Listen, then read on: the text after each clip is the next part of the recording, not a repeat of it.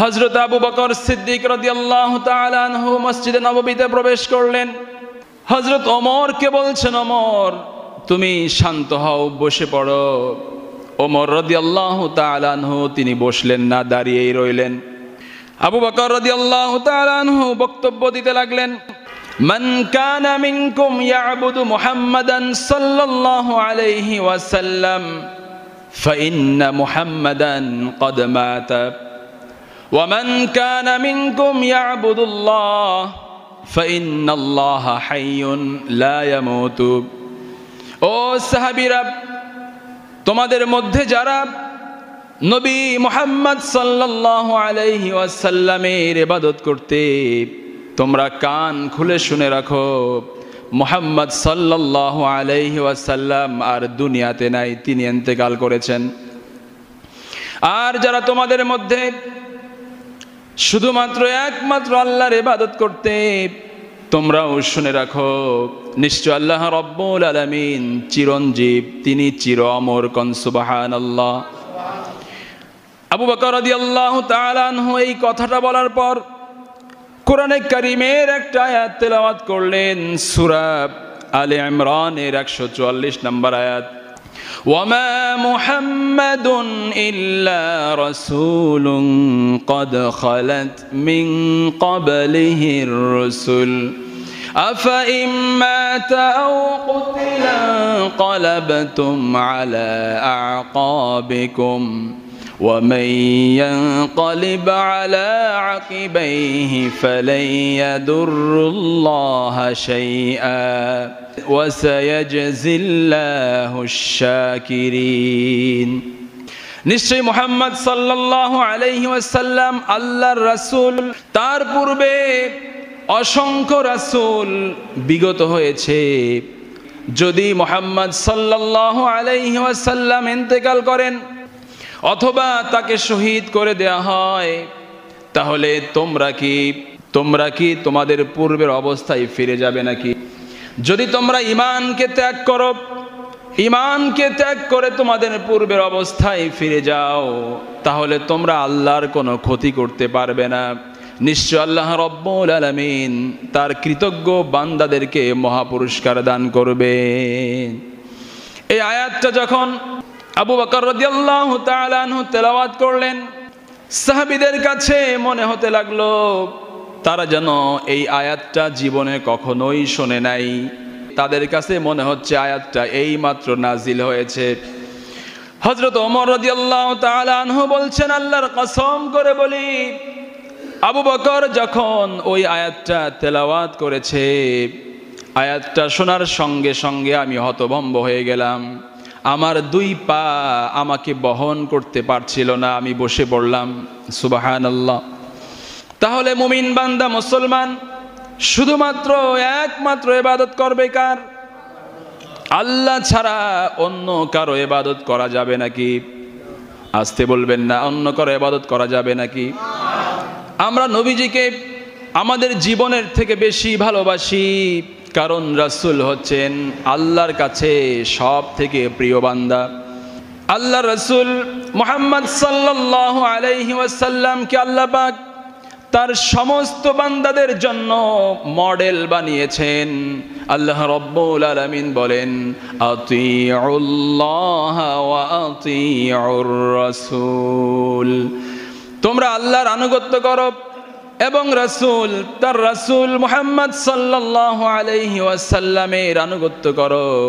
অন্য আয়াতে আল্লাহ রব্বুল আলামিন বলেন, মান ইউতিইর রাসূল ফাকাদ আতাআল্লাহ ওয়া মান তাওয়াল্লা ফামা আরসালনাকা আলাইহিম হাফিযা।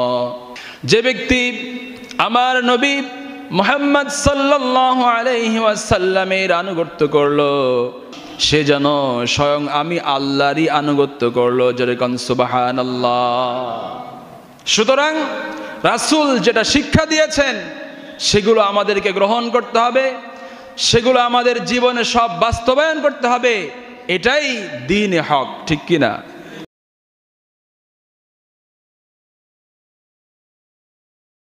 আমরা সবাই কার গোলাম? সবাই বলেন, আমরা সবাই কার গোলাম? শুধুমাত্র একমাত্র ইবাদত করি কার? আমরা কি কোনো মূর্তির ইবাদত করি, কোনো গাছের ইবাদত করি, কোনো মাছের ইবাদত করি, কোনো মাজারের ইবাদত করি, কোনো ব্যক্তির ইবাদত করি না। আমরা শুধুমাত্র ইবাদত করি কার? আল্লাহ পাকের। যদি কোনো মুসলমান নামাজ পড়ে, রোজা রাখে, কোরআন তেলাওয়াত করে, জিকির আজগার করে, যাকাত দেয়, আবার সে মূর্তির পূজা করে, গাছের পূজা করে, মাছের পূজা করে, মাজারের পূজা করে বা ব্যক্তির পূজা করে, তাহলে সে মোমেন না মুশরিক? মুসলমান না কাফের? কেমনে বুঝলেন? এইটা বুঝার জন্য শাইখুল হাদিস হওয়া লাগে না, তাই না? সহজ কথা, এমনিতেই বোঝা যায় যে মুসলমান কখনো মূর্তির পূজা করতে পারে, মুসলমান কখনো গাছের পূজা করতে পারে, মুসলমান কখনো মাজারের পূজা করতে, কিন্তু এইগুলো আমাদের সমাজে আছে না নাই? মুসলমান আবার মূর্তির পূজা করে, মুসলমান মাজারের পূজা করে, আছে না নাই? আপনাদের এলাকায় আছে না নাই? আপনাদের এলাকায়ও আছে। সম্মানিত হাজিরিন, আমরা শুধুমাত্র ইবাদত করি কার? এমনকি আমরা মুহাম্মদুর রাসূলুল্লাহ সাল্লাল্লাহু আলাইহি ওয়াসাল্লামেরও ইবাদত করি না, যদিও তিনি আমাদের কাছে আমাদের প্রাণের থেকে বেশি প্রিয়। আমরা আমাদের জীবনকে অতটা ভালোবাসি না যতটা ভালোবাসি মুহাম্মদ সাল্লাল্লাহু আলাইহি ওয়াসাল্লামকে, ঠিক কি না? তারপরেও আমরা তার ইবাদত করি না। ইবাদত করি কার? রাসূল করিম সাল্লাল্লাহু আলাইহি ওয়াসাল্লামের ইন্তেকাল হয়েছে, সাহাবায়ে কেরাম সবাই অস্থির হয়ে যাচ্ছেন, দিশেহারা পাগলের মতো হয়ে গেছেন। হযরত ওমর ফারুক রাদিয়াল্লাহু তাআলা আনহু তিনি কোষ মুক্ত তরবারি নিয়ে দাঁড়িয়ে গেছেন, বলতেছেন যে বলবে আল্লাহর রাসূল ইন্তেকাল করেছে, এই তরবারি দিয়ে আমি তার কল্লা উড়াইয়া দেব। আল্লাহর রাসূল ইন্তেকাল করতে পারেন না, সে ঘুমিয়ে আছেন। কিছুক্ষণ পর তিনি আমাদের মাঝে আবার ফিরে আসবেন এবং মুনাফিকদেরকে তিনি শাস্তি দেবেন। কোষমুক্ত তরবারি নিয়ে ওমর দাঁড়িয়ে আছে আর এরকম কথা বলতেছে। এখন ওমর কেমন মানুষ ছিল তা তো সবারই জানা আছে, কেউ তার সামনে কোনো কথা বলতে সাহস পাচ্ছেন না। এমন সময় হযরত আবু বকর সিদ্দিক রাদিয়াল্লাহু তাআলা আনহু মসজিদে নববীতে প্রবেশ করলেন। হযরত ওমরকে বলছেন, ওমর তুমি শান্ত হও, বসে পড়ো। ওমর রাদিয়াল্লাহু তাআলা আনহু তিনি বসলেন না, দাঁড়িয়েই রইলেন। আবু বকর রাদিয়াল্লাহু তাআলা আনহু বক্তব্য দিতে লাগলেন, মান কানা মিনকুম ইয়াবুদু মুহাম্মাদান সাল্লাল্লাহু আলাইহি ওয়াসাল্লাম ফাইন্না মুহাম্মাদান ক্বাদ মাতা ওয়া মান কানা মিনকুম ইয়াবুদুল্লাহ ফাইন্নাল্লাহা হাইয়ুন লা ইয়ামুতু। ও সাহাবীরা, তোমাদের মধ্যে যারা নবী মুহাম্মদ সাল্লাল্লাহু আলাইহি ওয়াসাল্লামের ইবাদত করতে, তোমরা কান খুলে শুনে রাখো, মুহাম্মদ সাল্লাল্লাহু আলাইহি ওয়াসাল্লাম আর দুনিয়াতে নাই, তিনি ইন্তেকাল করেছেন। আর যারা তোমাদের মধ্যে শুধুমাত্র একমাত্র আল্লাহর ইবাদত করতে, তোমরাও শুনে রাখো, নিশ্চয় আল্লাহ রাব্বুল আলামিন চিরঞ্জীব, তিনি চির অমর। কোন সুবহানাল্লাহ। আবু বকর রাদিয়াল্লাহু তাআলা আনহু এই কথাটা বলার পর কোরআনে কারীমের একটা আয়াত তেলাওয়াত করলেন, সূরা আলে ইমরানের 144 নম্বর আয়াত, ওয়ামা মুহাম্মাদুন ইল্লা রাসূলুন ক্বাদ খালাত মিন ক্বাবলিহির রাসূল আফা ইন মাতা আও কুতিলা ক্বালাবতুম আলা আ'কাবিকুম ومن ينقلب على عقبيه فلن يضر الله شيئا وسيجزي الله الشاكرين। নিশ্চয় মুহাম্মদ সাল্লাল্লাহু আলাইহি ওয়াসাল্লাম আল্লাহর রাসূল, তার পূর্বে অসংখ্য রাসূল বিগত হয়েছে। যদি মুহাম্মদ সাল্লাল্লাহু আলাইহি ওয়াসাল্লাম ইন্তেকাল করেন অথবা তাকে শহীদ করে দেয়া হয়, তাহলে তোমরা কি তোমাদের পূর্বের অবস্থায় ফিরে যাবে নাকি? যদি তোমরা ঈমানকে ত্যাগ করো, ঈমানকে ত্যাগ করে তোমাদের পূর্বের অবস্থায় ফিরে যাও, তাহলে তোমরা আল্লাহর কোনো ক্ষতি করতে পারবে না। নিশ্চয় আল্লাহ রব্বুল আলামিন তার কৃতজ্ঞ বান্দাদেরকে মহাপুরস্কার দান করবে। এই আয়াতটা যখন আবু বকর রাদিয়াল্লাহু তাআলা আনহু তেলাওয়াত করলেন, সাহাবীদের কাছে মনে হতে লাগলো তারা যেন এই আয়াতটা জীবনে কখনোই শোনে নাই। তাদের কাছে মনে হচ্ছে আয়াতটা এই মাত্র নাজিল হয়েছে। হযরত ওমর রাদিয়াল্লাহু তাআলা আনহু বলছেন, আল্লাহর কসম করে বলি, আবু বকর যখন ওই আয়াতটা তেলাওয়াত করেছে, আয়াতটা শোনার সঙ্গে সঙ্গে আমি হতভম্ব হয়ে গেলাম। আমার দুই পা আমাকে বহন করতে পারছিল না, আমি বসে পড়লাম। সুবহানাল্লাহ। তাহলে মুমিন বান্দা মুসলমান শুধুমাত্র একমাত্র ইবাদত করবে কার? আল্লাহ ছাড়া অন্য কারো ইবাদত করা যাবে নাকি? আসতে বলবেন না, অন্য কারো ইবাদত করা যাবে নাকি? আমরা নবীজিকে আমাদের জীবনের থেকে বেশি ভালোবাসি, কারণ রাসূল হচ্ছেন আল্লাহর কাছে সব থেকে প্রিয় বান্দা। আল্লাহ রাসূল মুহাম্মদ সাল্লাল্লাহু আলাইহি ওয়াসাল্লামকে আল্লাহ পাক তার সমস্ত বান্দাদের জন্য মডেল বানিয়েছেন। আল্লাহ রব্বুল আলামিন বলেন, আতিউল্লাহ ওয়া আতিউর রাসূল, তোমরা আল্লাহর আনুগত্য করো এবং রাসূল, তার রাসূল মুহাম্মদ সাল্লাল্লাহু আলাইহি ওয়াসাল্লামের আনুগত্য করো। অন্য আয়াতে আল্লাহ রব্বুল আলামিন বলেন, মান ইউতিইর রাসূল ফাকাদ আতাআল্লাহ ওয়া মান তাওয়াল্লা ফামা আরসালনাকা আলাইহিম হাফিযা। যে ব্যক্তি আমার নবী মুহাম্মদ সাল্লাল্লাহু আলাইহি ওয়াসাল্লামের আনুগত্য করলো, সে যেন স্বয়ং আমি আল্লাহরই আনুগত্য করলো। যেরকম সুবহানাল্লাহ। সুতরাং রাসূল যেটা শিক্ষা দিয়েছেন সেগুলো আমাদেরকে গ্রহণ করতে হবে, সেগুলো আমাদের জীবনে সব বাস্তবায়ন করতে হবে। এটাই দ্বীনে হক, ঠিক কিনা? হক কাকে বলে, দ্বীনে হক কাকে বলে, এটা আমাদেরকে জানতে হবে। সম্মানিত হাজিরিন, হযরত ওমর ফারুক রাদিয়াল্লাহু তাআলা আনহু তিনি বলেছেন, ইন্না লিল্লাহি আবদান ইউমিতুনাল বাতিলা বিহাজরিহি ওয়া ইউহয়ুনাল হাক্কা বিযিকরিহি। নিশ্চয় আল্লাহ তাআলার এমন কিছু বান্দা আছে যারা বাতিলকে বর্জন করে বাতিলের চিহ্ন মুছে দেয়, নিশ্চিহ্ন করে ফেলে, এবং আল্লাহর দ্বীনে হকের আলোচনা করে হককে জীবিত রাখে। সুবহানাল্লাহ। বান্দাদের মধ্যে এমন এক শ্রেণী মানুষ আছে যারা বাতিলকে বর্জন করে, শুধু বর্জন করেই ক্ষান্ত হয় না, বাতিলের চিহ্ন মুছে দেওয়ার চেষ্টা করে। বাতিল পৃথিবীর জমিনে থাকতে পারবে না, সেই চেষ্টা তারা করে, এবং তারা আল্লাহর দ্বীনে হক, ইসলামের কথা বলে, আল্লাহর দ্বীনের কথা বলে হককে জীবিত রাখে। সম্মানিত হাজিরিন, এই হক এবং বাতিল এর যাত্রা শুরু হয়েছে সেই আদম আলাইহিস সালামের জামানা থেকে। আদম আলাইহিস সালাম এবং ইবলিস শয়তানের কাল থেকেই হক বাতিলের যাত্রা শুরু হয়েছে। এটা নতুন কোনো বিষয় নয়। সুতরাং হক আর বাতিল এটা দুইটা কখন সমান নয়। হক বাতিলের মধ্যে পার্থক্য আছে না নাই? আল্লাহ তাআলা কোরআনে কারিমে বলেন, কুল হাল ইয়াস্তাউইল আ'মা ওয়াল বাসীর, বলো যে চক্ষুষ্মান, যে চোখে দেখে আর যে অন্ধ চোখে দেখে না, তারা দুইজনকে সমান? আল্লাহ পাক প্রশ্ন করছেন আপনাদেরকে। এরপর আল্লাহ পাক বলছেন, ওয়ালাজ যুলুমাতু ওয়ালান নূর, অন্ধকার আর আলো এই দুইটা কি সমান? আল্লাহ পাক আবার প্রশ্ন করছেন, ওয়ালাজ যিল্লু ওয়ালাল হারুর, ছায়ার শীতলতা এবং রোদের গরম, রোদের তাপ এই দুইটা কি সমান? সমান না।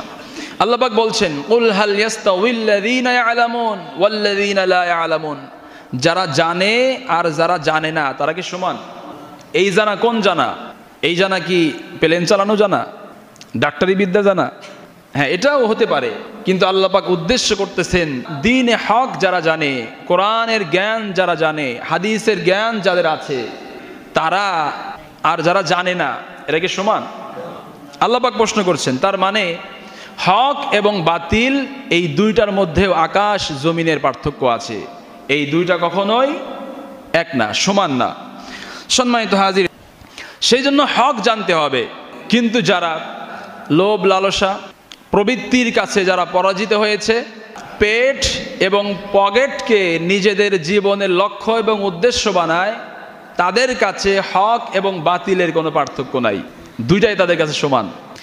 যাদের পেট এবং পকেট জীবনের লক্ষ্য উদ্দেশ্য, তাদের কাছে হক বাতিলের কোনো পার্থক্য আছে? যখন দেখবে হকের পথে থাকলে, হকের কথা বললে পয়সা পাওয়া যায়, হকের কথা বলবে। আবার যখন দেখবে হকের পথে থাকলে, হকের পথে চললে পিটনি খাওয়া লাগে, তার আর খুঁজে পাওয়া যাবে না। তো যাদের জীবনের লক্ষ্য উদ্দেশ্য সেইটা, তারা কখনোই হক এবং বাতিলের মধ্যে পার্থক্য করে না, তাদের কাছে দুইটাই সমান। কিন্তু হক এবং বাতিলের মধ্যে পার্থক্য আছে না নাই? আমাদের দেশে কিছু নিরপেক্ষতার রোগে আক্রান্ত সুশীল বুদ্ধিজীবী আছে, তারা হক এবং বাতিলের সন্ধিকে পছন্দ করে। হক এবং বাতিল দুইটা একসাথে চলুক, ভেজাল করার দরকার কি? হক এবং বাতিল আলাদা দুইটা ক্যাম্প। যেমন পাশাপাশি দুইটা রাষ্ট্রের মাঝে সীমান্ত রেখা আছে, বিভাজন চিহ্ন আছে, আছে না? এখন কেউ যদি বলে বিভাজন চিহ্ন রাখার দরকারটা কি, এটা উঠাই দিলেই তো ভালো হয়, সবাই আমরা মিলেমিশে একসাথে থাকলাম, এই কথা চলবে? তাহলে হক এবং বাতিল এর মধ্যে বিভাজন চিহ্ন অবশ্যই থাকতে হবে, এটা উঠাইয়া দেওয়ার কোনো সুযোগ নাই। এটা উদাহরণ শুনুন, মুহাম্মদ রাসূলুল্লাহ সাল্লাল্লাহু আলাইহি ওয়াসাল্লাম হচ্ছেন আল্লাহ তাআলার সর্বশেষ নবী এবং রাসূল। তারপরে আর কোনো নবী কিংবা রাসূল নাই, অবশ্যই নাই, কিয়ামত পর্যন্তও আসবে না। ভারতের এক শয়তান মির্জা গোলাম শয়তান কাদিয়ানি, সে নিজেকে নবী দাবি করেছে। ব্রিটিশরা তাকে নবুয়তের সার্টিফিকেট দিল, যাহা সে নবী। এখন সে কি নবী না শয়তান? যদি কেউ বলে ঝামেলা করার দরকার কি, কাদিয়ানিরাও তো মুসলমান, নিজেদের পরিচয় দেয়, কাদিয়ানিরাও মুসলমান, তারাও মসজিদে এসে তোমাদের সাথে ইবাদত করুক, তারা তাদের মতো করুক, তোমরা তোমাদের মতো করো, ঝামেলা করার দরকার কি? এই কথা যদি কেউ বলে, এটা কি চলবে? মানা যাবে? আরো একটু সহজ করে বলি, বাইতুল মুকাররমে এতদিন পর্যন্ত মুসলমানেরা নামাজ পড়ছে, এখন হিন্দুরা এসে যদি বলে মুসলমানেরা এতদিন নামাজ পড়ছে, এখন থেকে আমরা পড়বো, ঝামেলাটা বাড়াইছে। এখন সুশীল বুদ্ধিজীবীরা কইতেছে ঝামেলা করার দরকার কি, তোমরা এতদিন পড়ছো, তারা কিছুদিন পড়ুক। মানবেন? মানা যাবে? হক বাতিলের মধ্যে পার্থক্য আছে না নাই? বিভাজন আছে না নাই? কিন্তু এক শ্রেণীর সুশীলেরা, বুদ্ধিজীবীরা, তারা এই হক বাতিলের মধ্যে পার্থক্য পছন্দ করে না, তারা চায় না। তারা মনে করে এই যে হক বাতিল, কে হক কে বাতিল, এটা হলো মৌলানাদের কাজ, হুজুরদের কাজ, খায়েদের কোনো কাজ নাই। সারাদিন ফতোয়াবাজি, এ হক এ বাতিল, এ কাফের ও ফাসেক ও গোমরা ও বেদাতি, খায়েদের তো কোনো কাজ নাই, সারাদিন তারা এগুলো নিয়েই থাকে, নিজেদের মধ্যে কাদা ছোড়াছুড়ি করে। এরকম কথা বলার কিছু লোক আছে না নাই? তাদের একটা নীতি হচ্ছে যে হুজুররা মারামারি করুক, কাদা ছোড়াছুড়ি করুক, তোমরা দূর থেকে দেখবা, কোনো পক্ষ নেওয়া যাবে না। যদি কোনো পক্ষ নেওয়া হয় তাহলে নিরপেক্ষতা কলঙ্কিত হবে, এই জন্য তারা কোনো পক্ষ নেয় না। কিন্তু যখন তারা এই সব ব্যাপারে কথা বলতে আসে, তারা যদি কোনো কাদা ছুটতে চায়, যারা ইমানদার মুমিন মুত্তাকি, তাদের দিকেই তারা কাদা ছোড়ে, কাফের মুশরিকদের দিকে তারা কখনোই কাদা ছোড়ে না। সেদিন দেখলাম মাওলানা মামুনুল হক, তাকে এক সাংবাদিক প্রশ্ন করতেছে, যদি আপনারা বাংলাদেশে ইসলামী হুকুমত কায়েম করেন, তাহলে কি বিধর্মীদের উপর জিজিয়া বা ট্যাক্স দিতে তাদেরকে বাধ্য করবেন? প্রশ্ন করছে। অথচ যে প্রশ্ন করতেছে সে মুসলমান সাংবাদিক। ইসলামী রাষ্ট্রে, ইসলামী হুকুমতে বিধর্মীদেরকে জিজিয়া দিতে হয়, এটা সে জানে, তারপরেও প্রশ্ন করতেছে কেন? প্রশ্ন করার কারণ হচ্ছে তার কাছে এটা জুলুম মনে হচ্ছে, মানুষের স্বাধীনতা খর্ব করা হচ্ছে। বিধর্মী, সে হতে পারে অন্য ধর্মের লোক, ইসলামী রাষ্ট্রে থাকবে, তাই বলে তাকে জিজিয়া ট্যাক্স দিতে হবে, এটা তার প্রতি অবিচার। এটা মনে হয় না তার প্রশ্নের ধরন দেখে? কিন্তু ওই সাংবাদিক এই চিন্তা কখনোই করে নাই যে ইসলামী হুকুমত কায়েম হলে প্রত্যেকটা মুসলমানকে, যার উপর জাকাত দেওয়া ফরজ, তাকে জাকাত দিতে বাধ্য করা হবে। তার কাছ থেকে জোর করে যাকাত আদায় করা হবে, এটা কিন্তু সে প্রশ্ন করে নাই, এই চিন্তা সে করে না। তার চিন্তা কোথায়? বিধর্মীদের কি হবে, তার কত চিন্তা, বিধর্মীদের প্রতি কত দরদ তাদের। এই সমস্ত সুশীল বুদ্ধিজীবীরাই মুসলমান হওয়ার পরেও আল্লাহর কোরআনের শাসন চায় না। আমরা কি চাই? চাই আমরা? তারা নিরপেক্ষ থাকতে চায়, মসজিদে আসবে, নামাজ পড়বে, টাকা পয়সা আছে, হজে যাবে, বছর শেষ টাকা পয়সা আছে, কিছু যাকাত দেবে, আল্লাহকেও খুশি করতে চায় এবং শয়তান যেন বেজার না হয়, তারা সেই নীতিতে অটল, সেভাবেই তারা চলে। আমরাও বলি তোমরা সেভাবেই চলতে থাকো, অপেক্ষা করো, আমরা অপেক্ষা করছি, কিয়ামত খুবই নিকটে, অপেক্ষা করো, আমরা অপেক্ষা করছি কিয়ামতের সেই দিন এই হক বাতিলের মধ্যে বিভাজন চিহ্ন টেনে দেওয়া হবে, ঘোষণা করা হবে ওয়ামতাজুল ইয়াউমা আইয়ুহাল মুজরিমুন, হে পাপিষ্ঠরা, হে অপরাধীরা, দুনিয়াতে আল্লাহর বিধান যাদের ভালো লাগে নাই, আল্লাহর হুকুম যাদের কাছে ভালো লাগে নাই, রাসূলের আদর্শ যাদের ভালো লাগে নাই, আজকে তোমরা আলাদা হও, আমার মুমিন মুত্তাকি বান্দাদের থেকে পৃথক হয়ে যাও। তাদের মাঝে বিভাজন চিহ্ন টেনে দেওয়া হবে। সেদিন তারা বাধ্য হয়েই এক দলে যেয়ে দাঁড়াতে, তারা সেদিন বাধ্য হবে। সেদিন দুই পক্ষে থাকার কোনো সুযোগ নাই, বাধ্য হয়ে এক পক্ষে যেতে হবে। সেদিন তারা কোন পক্ষে যাবে? যারা ইমানদার মুমিন মুত্তাকি তাদের পক্ষে, নাকি ফেরাউনের পক্ষে? সম্মানিত হাজির, হক বাতিলের দ্বন্দ্ব ছিল, আছে, থাকবে। আমাকে সিদ্ধান্ত নিতে হবে আমি হকের পক্ষে না বাতিলের পক্ষে। হক বাতিলের এই দ্বন্দ্ব কিয়ামত পর্যন্ত চলতে থাকবে। বাতিল যতই শক্তিশালী হোক না কেন, হকের আলো তারা কখনোই নিভাতে পারবে না। এটা কে বলেছেন? আল্লাহ রাব্বুল আলামিন বলেন, ওয়াল্লাহু মুতিম্মু নূরিহি ওয়ালাউ কারিহাল কাফিরুন। কাফের মুশরিকেরা যতই হকের আলোকে নিভানোর চেষ্টা করুক, হক ইসলামকে যতই তারা অপছন্দ করুক, হকের আলোকে তারা কখনোই নিভাতে পারবে না। হকের আলো হেফাজতের দায়িত্ব কে নিয়েছেন? রাসূল করিম সাল্লাল্লাহু আলাইহি ওয়াসাল্লাম বলেন, লা তাযালু তাইফাতুম মিন উম্মতি যাহিরিনা আলাল হক লা ইয়াদুররুহুম মান খাযালাহুম হাত্তা ইয়াতিয়া আমরুল্লাহ।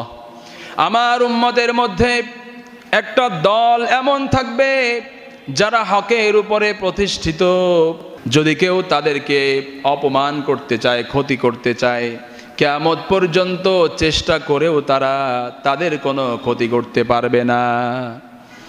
অন্য হাদিসে নবীজি বলেছেন, হযরত ঈসা আলাইহিস সালাম আসার আগ পর্যন্ত তারা হকের উপর ইস্তেকামত থাকবে।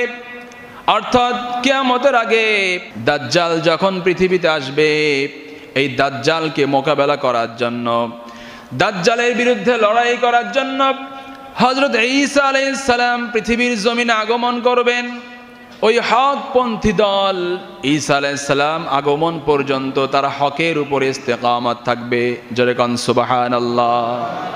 সেই দিন ঈসা আলাইহিস সালামের দলে থাকার জন্য আল্লাহর গোলামি করতে হবে, ঠিক কি না? যারা পশ্চিমাদের গোলামি করে, যারা ওয়াশিংটনের গোলামি করে, যারা দিল্লির গোলামি করে, সেই দিন ঈসা আলাইহিস সালামের দলে তারা থাকতে পারবে না। গোলামি করতে হবে কার? আল্লাহর গোলামি করতে হবে। যদি আমরা আল্লাহর গোলামি করতে পারি, সেদিন মাহদির দলে, ঈসা আলাইহিস সালামের দলে আমরা থাকতে পারবো। সম্মানিত হাজিরিন, এই উম্মতকে আল্লাহ পাক যে শ্রেষ্ঠত্ব দিয়েছেন, মর্যাদা দিয়েছেন, এই উম্মত যদি এটা বুঝতো, আল্লাহ পাক বলছেন, কুনতুম খায়রা উম্মাতিন উখরিজাত লিন-নাস তা'মুরুনা বিল মা'রুফ ওয়া তানহাউনা আনিল মুনকার। তোমরাই শ্রেষ্ঠ জাতি, তোমাদেরকে বাছাই করা হয়েছে, তোমাদেরকে বাছাই করা হয়েছে মানুষের কল্যাণের জন্য। তোমাদের কাজ কি? তোমরা নেক কাজে, সৎ কাজে আদেশ করবে এবং অন্যায় কাজে বাধা দেবে, এটা তোমাদের কাজ। এই কাজটা, এই একটা বাক্য যদি আজকে মুসলমানরা বুঝতো, তাদের ইতিহাস, তাদের চিত্রটাই ভিন্ন হতো। মুসলমানরা এটা জানে না যে তাদের সম্মান কত। এবং তাদের সম্মান কোথায় নিহত আছে এটা মুসলমান জানতে চায় না, বুঝতে চায় না। সেই জন্য হককে আমাদের জানা দরকার, হক আমাদের গ্রহণ করা দরকার। অনেক মুসলমান আছে তারা বলে 2-4 জন গুনাহের কাজে লিপ্ত থাকলে সমস্যা কি? 2-4 জন মদ খাইলো, জেনা করলো, চুরি ডাকাতি করলো, সুদ ঘুষ খাইলো, অন্যায় কাজ করলো, সমস্যা কি? দুনিয়া তো ভালো মন্দ দুইটারই জায়গা। যদি অন্যায় কাজ নাই থাকে এটা আবার দুনিয়া কেমনে? যে যেভাবে চলতে চায় তাদেরকে সেই পথে চলতে দাও। এটার বিচার কিয়ামতে আল্লাহ করবেন। বিচার করার দায়িত্ব তোমার কে দিল? এটার বিচার তো কিয়ামতে হবে, আল্লাহ করবে বিচার। সুতরাং যে যেমনে থাকতে চায় তাকে সেভাবেই থাকতে দাও। এরকম কথা বলার কিছু লোক আছে। সম্মানিত হাজিরিন, তাদের ব্যাপারে রাসূলের একটা হাদিস আছে। রাসূল করিম সাল্লাল্লাহু আলাইহি ওয়াসাল্লাম বলেন, 2 তলা বিশিষ্ট একটা জাহাজ, যে জাহাজের মধ্যে অনেক মানুষ আরোহণ করছে, নিচতলায় যারা আছে তাদের সেখানে পানির কোনো ব্যবস্থা নাই। পানি আনার জন্য তাদেরকে বারবার উপরে যাওয়া লাগে, পানির ব্যবস্থা উপরে দোতলায়।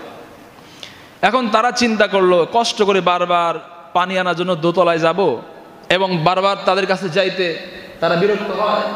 সুতরাং এক কাজ করি, কুড়াল তো আছেই, নিচে একটু ছিদ্র করে নেই, একটু ফুটা করে নেই, পানির আর কোনো সমস্যা নাই, পানি যত আছে সব পানির ব্যবস্থা হয়ে যাবে, আর উপরে যে কষ্ট করে যাওয়াও লাগবে না, উপরে যারা আছে তাদেরকে কষ্টও দেওয়া হবে না। তারা সিদ্ধান্ত নিয়ে ফেলছে জাহাজ ছিদ্র করবে। এখন বলেন, উপরে যারা আছে, দোতলায় যারা আছে, তাদের কাছে সংবাদ যাওয়ার পর তারা যদি ওই ব্যক্তির হাত থেকে কোড়ালটা না নেয়, ওই ব্যক্তিকে এই জাহাজ ছিদ্র করা থেকে বিরত না রাখে, তাহলে নিচতলায় যারা আছে তারাই ধ্বংস হবে নাকি দোতলায় যারা আছে তারাও ধ্বংস হবে? তাহলে সমাজে যে অন্যায় কাজগুলো হয়, যে অপরাধমূলক কাজগুলো হয়, আল্লাহর নাফরমানি হয়, এই কাজগুলো যদি মুমিন মুসলমানরা বন্ধ করার পদক্ষেপ না নেয়, জালেমের হাত যদি মুসলমানরা শক্ত করে না ধরে, তার হাত থেকে যদি সেই কোরালটা ছিনিয়ে না নেয়, তাহলে ওই জালেম একাই ধ্বংস হবে না, পুরো জাতিকেই তারা ধ্বংস করবে। ঠিক কিনা? ওমর রাদিয়াল্লাহু তাআলা আনহু মসজিদে নববীতে খুতবা দিচ্ছেন। এমন সময় গ্রামের একজন সাধারণ নাগরিক সে এসে বলতেছে, আমিরুল মুমিনিন, আপনার খুতবা বন্ধ করেন, আপনার খুতবা আমি শুনবো না, আমার একটা প্রশ্ন আছে, প্রশ্নের জবাব দেন, তারপর আপনার খুতবা শুনবো। তো আমিরুল মুমিনিন বললেন, কি প্রশ্ন বলো? সেই ব্যক্তি বলতেছে, বাইতুল মাল থেকে আমরা প্রত্যেকেই এক টুকরা কাপড় পেয়েছি, যতটুকু কাপড় পেয়েছি এই দিয়ে আমাদের কারোই একটা জামা আমরা বানাতে পারি নাই, কিন্তু আপনাকে ওই একই কাপড়ের জামা পরা দেখতেছি, আপনি ওই একই কাপড় দিয়ে জামা বানায় পড়লেন, কেমনে পড়লেন? আপনার জামাটা হইলো কেমনে? এটা জানতে চাই। এই প্রশ্নের জবাব দেন, তারপর খুতবা শুনবো, এর আগে খুতবা শুনবো না। চিন্তা করছেন কি প্রশ্ন করছে? কারে প্রশ্ন করছে? রাষ্ট্রপ্রধান, তাকে প্রশ্ন করছে। আজকে আমরা কি আমাদের রাষ্ট্রপ্রধান যারা, তাদেরকে প্রশ্ন করেছি কোনোদিন যে আপনি এমপি হওয়ার আগে আপনার বাড়িতে ছিল টিনের ঘর, এমপি হওয়ার পরে আপনার বাড়িতে 5 তলা বিল্ডিং হয়ে গেল, আমার বাড়িতে তো হইলো না, আপনার বাড়ি 5 তলা বিল্ডিং হইলো কেমনে? জবাব দেন। বলছি কোনোদিন? তাহলে জবাবদিহি আমরা নিজেরাই করতেছে না, এই জন্য আমরাই অপরাধী। আমরাই আমাদের নেতাদের অবৈধ কাজ, তাদের দুর্নীতি, তাদের যত অত্যাচার জুলুম আছে, সেই ব্যাপারে আমরা নিজেরাই তাদেরকে প্রশ্নের সম্মুখীন করি নাই। দোষ কি শুধু তাদের না, আমাদেরও আছে? না করার কারণও আছে। যদি প্রশ্ন করেন, মন্ত্রী সাহেব, ঢাকায় আপনার 20টা বাড়ি হলো কেমনে? বলেন, আমার তো একটা বাড়িও নাই। এই প্রশ্ন করলে কি অবস্থা হবে? এই তুই প্রশ্ন করলে আমারে, চল তোর আয়না ঘরে নিয়ে যাব, তাই হবে না? সম্মানিত হাজির, এই কথাগুলো বলার কারণে গত জুমায় অনেকে একটু অসন্তুষ্ট হয়েছে। হুজুর রাজনীতি আলাপ করলো, হুজুর মনে হয় জামাত শিবির, জামাত শিবির ট্যাগও লাগাই দিয়েছে। আচ্ছা বলেন, আমি কোনো দলকে উদ্দেশ্য করে কোনো কথা বলছি? আমি বলছি যে জামাতরে ভোট দেন, চরমনাইরে ভোট দেন, মামুনুল হক সাহেব যে রাজনীতি করে সেই দলরে ভোট দেন বলছি? তার রাজনৈতিক আলাপ হলো কেমনে? কোরআনের হক কথা বলা, আল্লাহর দিন প্রতিষ্ঠা করার কথা বলা শুধু কি জামাত ইসলাম বলে, চরমনাই বলে না? তাহলে আমার কয় না যে আপনি চরমনার লোক, তা তো কইল না। তো জামাত ইসলাম কেন? জামাত ইসলাম কি নিষিদ্ধ কোনো দল? বাংলাদেশে নিষিদ্ধ করা হয়েছিল, এখন তো সে তার নিষেধাজ্ঞা নাই। আছে নিষেধাজ্ঞা? আমি আগেই আমার অবস্থান স্পষ্ট করছি যে আমি প্রচলিত গণতান্ত্রিক পদ্ধতির যে রাজনৈতিক দল আছে আমি কোনো দলের সাথে সম্পৃক্ত নাই। তবে যারা ইসলামী আন্দোলন করে তাদেরকে আমি ভালোবাসি, মহব্বত করি, কিন্তু কোনো দলের সাথে আমি সম্পৃক্ত নাই। সুতরাং আমাকে এই সমস্ত ট্যাগ দেওয়ার চেষ্টা করেন না। যতদিন আমি এখানে খুতবা দিচ্ছি প্রথম থেকেই আমি এভাবেই কথা বলি। যারা আমার নিয়মিত শ্রোতা তারা জানেন আমার রুমে গোয়েন্দা সংস্থার লোকেরাও গিয়েছে, তো তখনই তো আমি ভয় পাই নাই। এখন ভয় পাবো কাকে বলেন? মানুষের ভয় করবো আমরা না আল্লাহকে ভয় করবো? জোরে বলেন, মানুষের ভয় না আল্লাহর ভয় থাকবে আমাদের? আল্লাহর ভয় থাকতে হবে, হকের কথা বলতেই হবে। আল্লাহর জমিনে আল্লাহর দিন কায়েমের স্বপ্ন আপনি যদি মুমিন হয়ে থাকেন আপনার মধ্যেও থাকতে হবে, ঠিক কি না? আপনি আওয়ামী লীগ করেন, সমস্যা কি? আপনি আপনার নেতাকে বলেন যে আপনি মুসলমান, আমি মুসলমান, বাংলাদেশের সবাই মুসলমান, আল্লাহর কোরআন দিয়ে আপনার দল পরিচালনা করতে হবে। এটা আপনি বলেন? বলেন নাই তো। বলছে কোনো নাগরিক? বিএমপি করে, সমস্যা নাই। আপনি বলেন আমরা তো মুসলমান, আপনি আল্লাহর কোরআন দিয়ে দেশ পরিচালনা করবেন, সেই শপথ নেন। আপনাদের দলীয় যে সংবিধান আছে, দলীয় সংবিধানে সেটা লেখেন। এটা তো বলেন নাই। যারা লিখেছে, যারা বলে তাদের বিরোধিতা করেন। এটা মূলত আমার বিরোধিতা না, আল্লাহর কোরআনের বিরোধিতা, ঠিক কি না? এখানে আল্লাহর কোরআনের কথা বললে যদি আমরা জিহাদের কথা বলি অটোমেটিক রাজনৈতিক আলাপ হয়ে যাবে। কোনো দলের না হলেও রাজনৈতিক আলাপ হবেই।